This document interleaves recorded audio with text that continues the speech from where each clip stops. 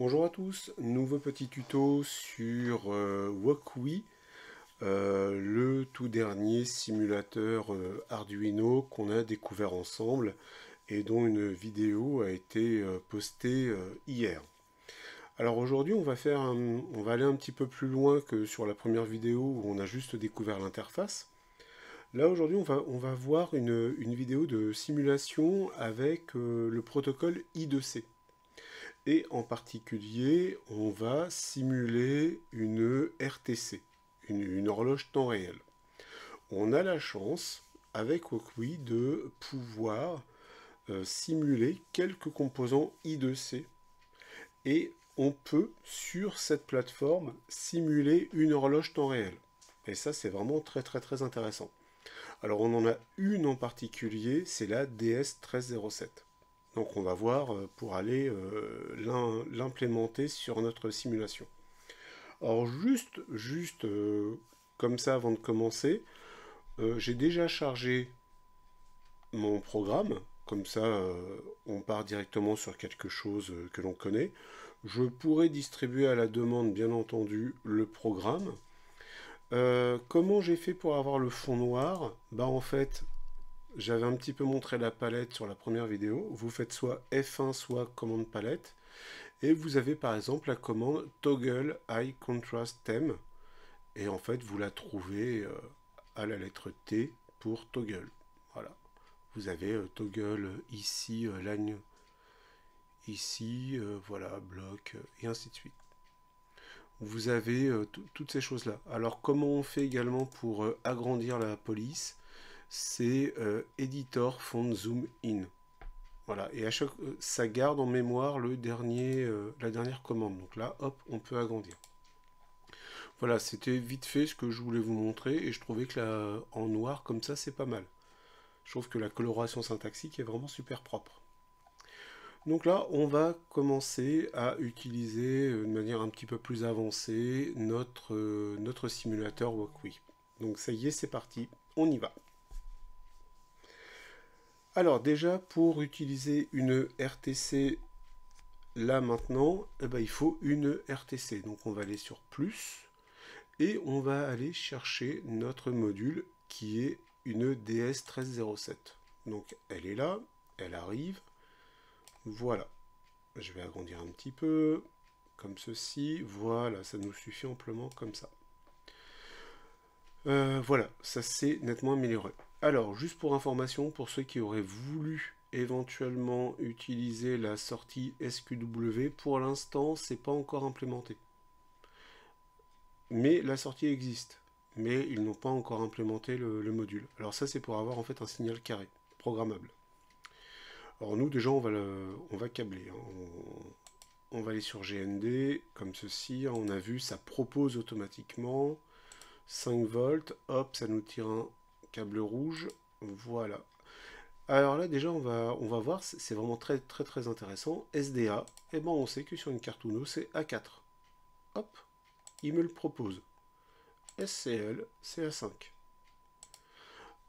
Moi, avoir deux câbles verts, ça me plaît pas.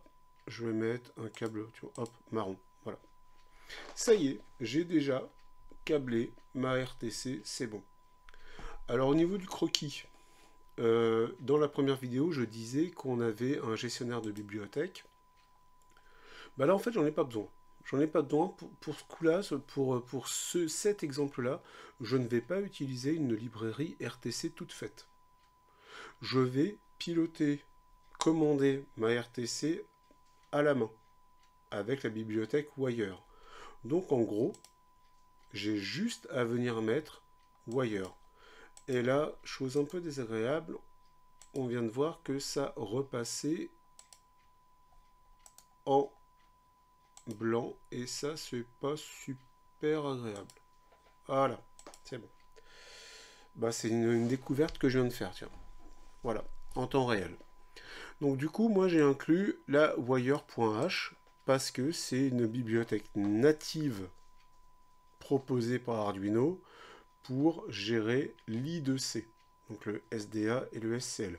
Pareil, si vous ne savez pas ce que ça veut dire, vous m'envoyez un message.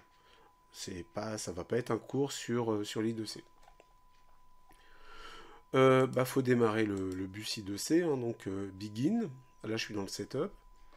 Je vais faire un affichage en console. Alors, pour l'instant, j'ai écrit le programme, et puis en décrivant le programme, on va comprendre ce qui se passe. L'adresse I2C d'une RTC DS1307, c'est imposé par le fabricant, c'est 0x68 en hexadécimal. Voilà. Ça, c'est imposé, on ne peut pas le changer. Je vais aller m'adresser au 7e registre, c'est-à-dire le registre 6. Alors pourquoi le 7e alors que c'est le registre 6? On commence à 0. Alors, pareil, je ne vous fais pas un cours sur la RTC. Le registre 0, ce sont les secondes. Après, le registre 1, ce sont les minutes. Le registre 2, ce sont les heures, ainsi de suite. Et le registre 6, c'est quoi? C'est l'année. D'accord? C'est pour ça qu'ici, j'utilise le wire.write 0x22 pour écrire que nous sommes en 2022. C'est du BCD.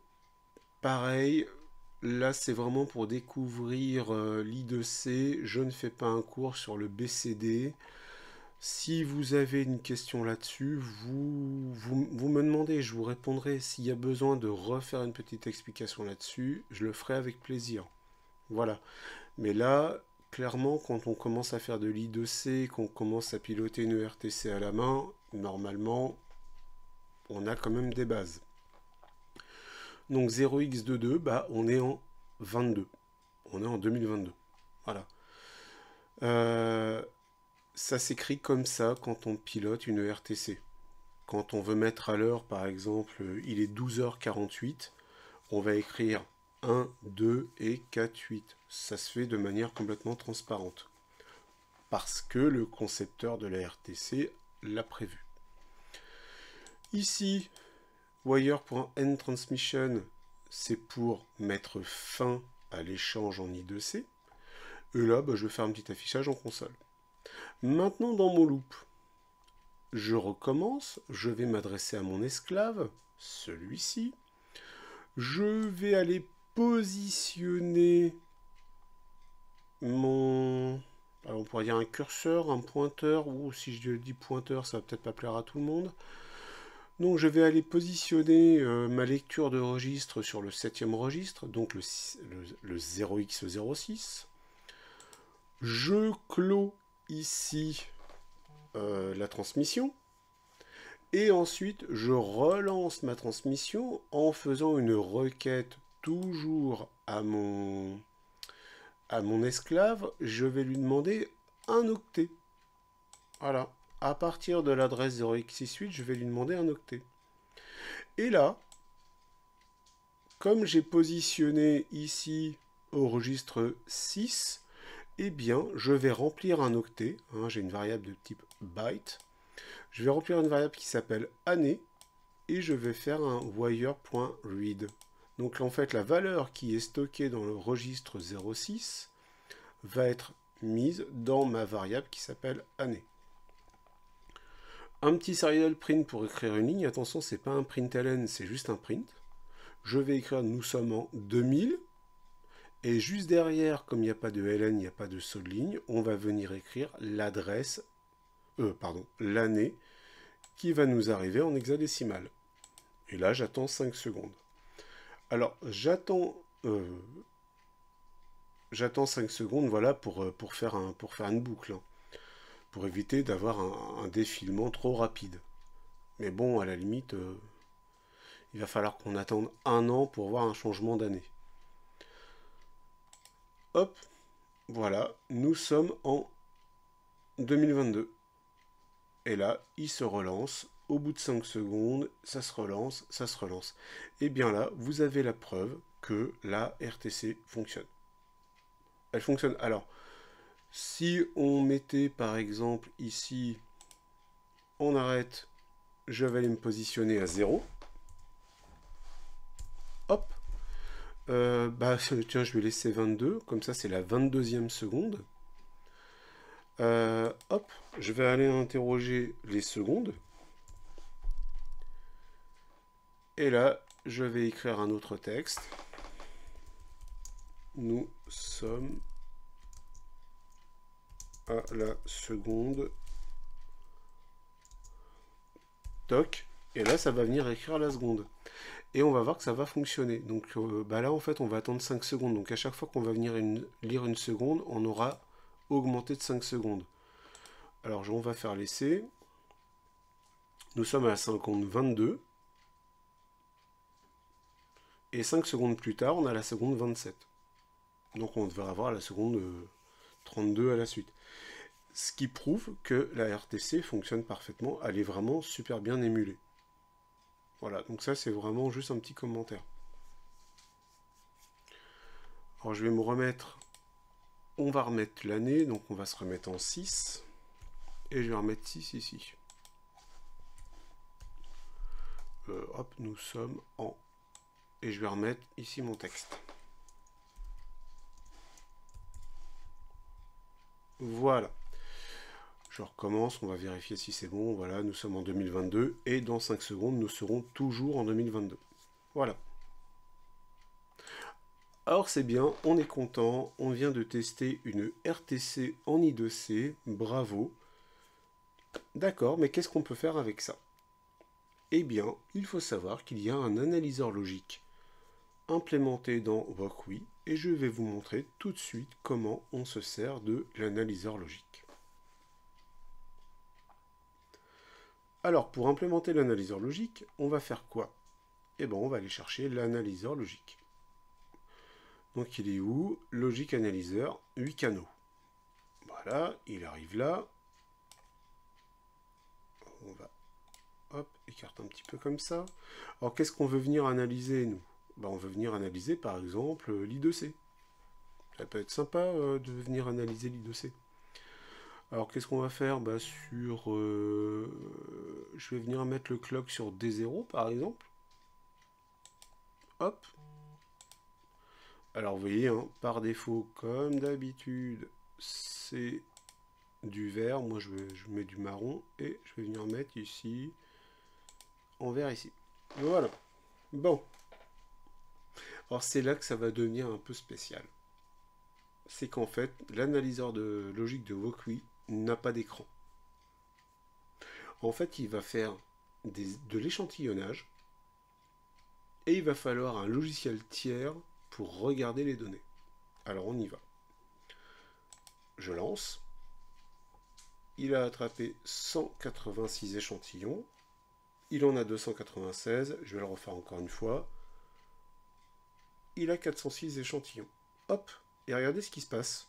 Boum. J'ai ici WalkWi Logic 4. Alors c'est parce que c'est le 4e téléchargement que j'ai fait et il est là. Il a généré automatiquement un fichier au format VCD. Alors ça n'a strictement rien à voir avec les VCD, les vidéos disques. Donc n'essayez pas d'ouvrir ça avec un lecteur de DVD sur votre PC, ça ne marchera pas. Alors qu'est-ce qu'on en fait de ça?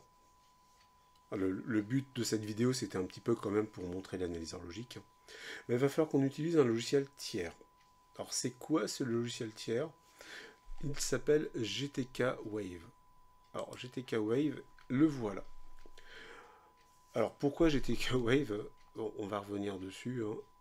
Juste comme ça. Si je retourne sur cet élément et que j'ouvre l'aide, on a une explication sur l'analyseur logique. D'accord? Et on nous dit comment les voir? En fait, ici, on nous explique comment ça fonctionne. Donc là, c'est la page Wikipédia. Et là, on a un lien pour aller regarder. Et on nous dit, voilà, si vous voulez utiliser l'analyseur logique, vous pouvez utiliser PulseView et faire import value, machin chose. J'ai essayé une trentaine de fois, ça ne fonctionne pas. J'ai pas réussi. Alors que je connais très bien PulseView, hein, c'est un excellent logiciel pour les analyseurs logiques. Je m'en suis déjà servi des cinquantaines de fois. Ça veut pas. Du coup, on nous dit qu'il y a une autre possibilité, c'est d'utiliser GTK Wave. Bon, pour GTK Wave, ça fonctionne. Alors, on va aller regarder. GTK Wave, il est là. Donc je vais vous mettre le lien. Hein. On a ici la page d'accueil de GTK Wave. Alors on comprend tout de suite que ça a été fait pour Unix, Linux, tout ça. Qui a une version macOS. Et nous, bah en fait, les utilisateurs de Windows, là je m'adresse surtout aux utilisateurs de Windows, on a une version ici, Win32 et OS X disponible. Donc on a un lien là, et on arrive là. Et donc on arrive sur SourceForge, et on a ici un zip à télécharger. Donc si vous cliquez là-dessus, vous allez avoir votre zip. Donc en téléchargeant directement sur le bouton vert, vous allez obtenir un fichier zippé. Même carrément un gros répertoire zippé. Oh, c'est pas lourd, hein, ça fait 13 et quelques mégaoctets. Voilà, c'est vraiment très rapide à télécharger. Et une fois qu'on a téléchargé et qu'on a dézippé, eh bien, on a notre répertoire qui est là. Donc on a comme ça, on a un répertoire qui s'appelle GTK Wave 3300 bin Win32. On double-clique dessus, on a 3 répertoires ici. Et quand on clique ici sur bin, on a le fichier qui s'appelle ici gtkWave.exe. On double-clique dessus, ça nous ouvre une fenêtre ici de commande. Et là, on a l'interface qui est là. Voilà. Et bien en fait, ça va être notre visualiseur d'analyseur logique. Donc je vais agrandir, je vais faire File, Open New Tab. Et là, il nous demande d'aller chercher un fichier. Donc là, il a All. On ne peut pas vraiment filtrer dessus, mais c'est pas grave. On va dans Téléchargement. Hop, il est là. Et on fait Ouvrir. Et là, qu'est-ce qu'il a fait? Il a commencé à nous mettre des graduations. Alors, malheureusement, c'est aussi là que ça a commencé à planter. Je m'explique. J'ai eu un souci, en fait, c'est que j'ai 3 logiciels de capture vidéo installés sur mon ordinateur. Et aucun logiciel de capture vidéo n'a pu fonctionner, ou plutôt GTK Wave n'a pas pu fonctionner avec mes logiciels de capture vidéo. Du coup, maintenant, on va basculer juste en capture d'écran classique. Et je vais vous faire, je vais vous narrer en fait ce qui se passe avec différentes captures d'écran. Parce que vraiment, il y a des boutons en fait qui gèlent. Et en particulier les boutons de zoom, qui sont franchement les plus importants pour toutes les fonctions. Donc là, on va décrire maintenant ce qui s'est passé uniquement par capture d'écran. Donc là, on fait un clic sur le trait bleu et on va voir apparaître directement juste après, donc là c'était déjà apparu, on va voir apparaître en fait nos signaux qu'on avait déjà récupérés par notre analyseur logique. Hein, si vous vous souvenez, l'analyseur logique, quand on a commencé à capturer, on avait D0 et D1 sur SDA et sur SCL. Donc là, en fait, ce qui nous intéresse, c'est pouvoir récupérer D0 et D1. Donc on va voir juste après comment on va s'y prendre. Donc là maintenant, ça y est, on a pu cliquer, on a fait les doubles clics sur D0 et D1. Et donc là maintenant, qu'est-ce qu'on voit apparaître? Nos deux signaux, D0 et D1, sur l'écran. Et si on va regarder sur cet endroit-là, voilà, eh bien on verra qu'en faisant des clics droits sur D0 et D1, eh bien on aura des propriétés avancées sur les signaux. Bon, on verra ça après sur une autre capture d'écran.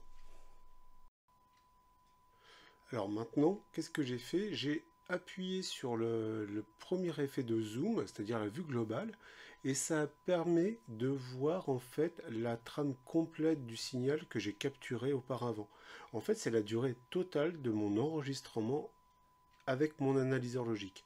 En fait, j'ai laissé tourner le programme pendant quelques secondes et j'ai pu faire plusieurs captures d'écran. Donc voilà, enfin plusieurs captures de trame. Donc là, on les a sous nos yeux. Maintenant, ce qu'on va faire, on va zoomer plusieurs fois pour pouvoir atteindre le niveau qui nous intéresse. Donc du coup, maintenant, si j'appuie plusieurs fois sur le bouton plus, je vais commencer à voir vraiment précisément ma trame. Donc là, j'ai déjà appuyé quelques appuis sur plus, et on va voir juste après jusqu'à quel niveau de précision on peut arriver. Donc là, j'ai quand même pas mal augmenté le niveau de zoom, et on peut voir déjà qu'on a un premier paquet avec 2 octets ici. Donc si on regarde le début du programme, on va tout de suite voir qu'on a 2 transmissions d'octets. Et si on regarde la deuxième partie à droite, et bien là également, on va voir qu'on a une deuxième transmission avec 3 octets. Et on verra qu'on aura cette récurrence à peu près toutes les 5 secondes parce que je vais aller interroger toutes les 5 secondes. Par contre, je n'aurai plus la partie de gauche. Donc là, nouvelle capture d'écran avec un niveau de zoom beaucoup plus élevé. Et là, on arrive à voir parfaitement sur la première ligne le signal d'horloge. Et on voit sur la deuxième ligne, en fait, le signal de données. Donc, pour ceux qui sont un peu expérimentés, hein, ce qu'on est en train de voir là, par exemple, si je prends le tout premier octet, eh bien, on a l'adresse de notre esclave en hexadécimal. D'accord? Donc là, en fait, je vois une écriture. Et si vous arrivez à bien lire, eh bien, vous arriverez à lire l'adresse D0 en hexadécimal. C'est-à-dire 6-8, mais en mode read write bar. Et là, on va être en write bar. Donc, on aura un 0. Alors, pareil, c'est pas un cours sur l'I2C, mais c'est vraiment pour montrer que notre système est parfaitement émulé et que notre périphérique, notre esclave qui était en 6-8, est passé en D0. Alors ce que j'avais dit sur sur une capture d'écran précédente, hein, c'est qu'on peut personnaliser, on peut modifier quelques options au niveau des signaux. Donc là par exemple si on fait un clic droit et color, eh bien on peut changer la couleur du signal. Donc là j'ai changé le premier, l'horloge, en rouge. Là je m'apprêtais à le changer en jaune, hein, le deuxième signal. Ça permet d'avoir une lecture un petit peu plus aisée. Quand on n'a pas trop l'œil, puis d'ailleurs même quand on a l'œil, c'est quand même plus facile après sur des captures d'écran, remettre ça dans un document, un diaporama par exemple, ou un compte rendu, de voir un peu mieux avec des couleurs. Alors la démonstration va s'arrêter là pour aujourd'hui. Alors je suis vraiment désolé hein, pour le problème de capture d'écran, de capture vidéo.